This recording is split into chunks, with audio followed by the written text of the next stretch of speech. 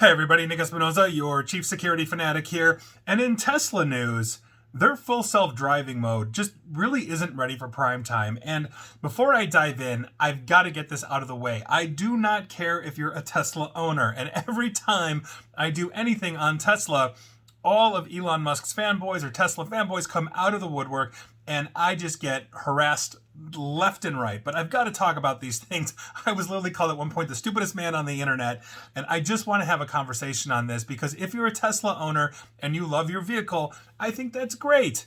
But you also have to understand the limitations. Elon Musk, and I have to be accurate about this, does tend to over-exaggerate. This is why Tesla, specifically for their self-driving, is being investigated by the state of California and other governing bodies, specifically because the self-driving isn't living up to its reputation, at least the reputation that Elon Musk and Tesla are trying to give it. And so there is some new news coming out that Ben Goggin of NBC News was reporting on that I think really underscores this issue. And here's what happened recently, where there's an actual video of, oh my God, you are going to die, if you don't take control of this car because it completely missed the train. Because that's what happened. A Tesla vehicle in full self-driving mode appeared to fail to detect a moving train and then stop on its own.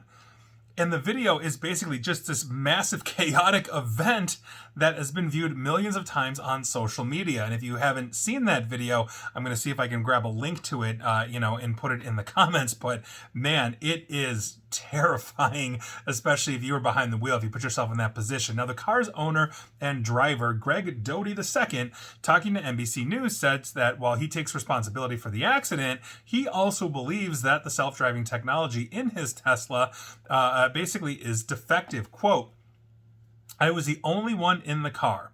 I was the only car in the accident. So yes, it's my fault. It had to be. But I feel it was more that the damn car didn't recognize the train. You do get complacent that it knows what it's doing. And usually it's more cautious than I would be as a driver. Now, the accident occurred basically May 8th, the morning of May 8th, and he was driving around 60 miles an hour, or rather the car was driving itself around 60 miles an hour. The speed limit was 55 for the record, so 60 miles an hour is no big deal.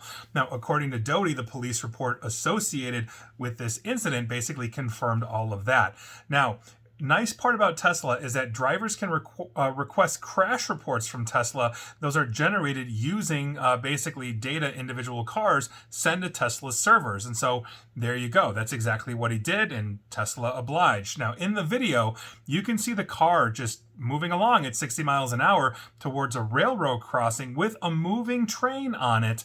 And then the car veers suddenly to the right, like violently, like it is coming up on that train. It is not slowing down.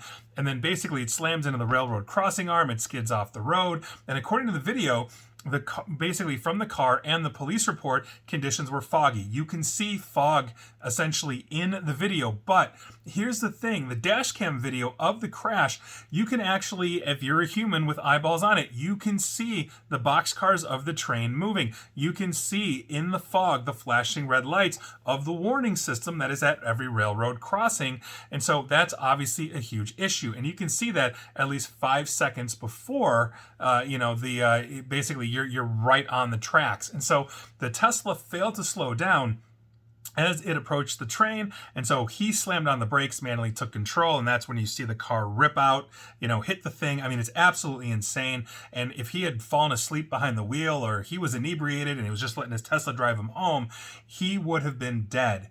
And this is, I think, a very serious issue. Now, there's going to be a million, basically Tesla self-driving moments where nothing absolutely happens, but what we are looking for is that statistical probability of where the car is going to fail. We've seen self-driving cars, not just Tesla, but others, basically jump into a lane that it shouldn't have, fail to see cross traffic, possibly miss lights, go into lanes like bike lanes that it shouldn't have, all this kind of stuff. Waymo's had issues with this.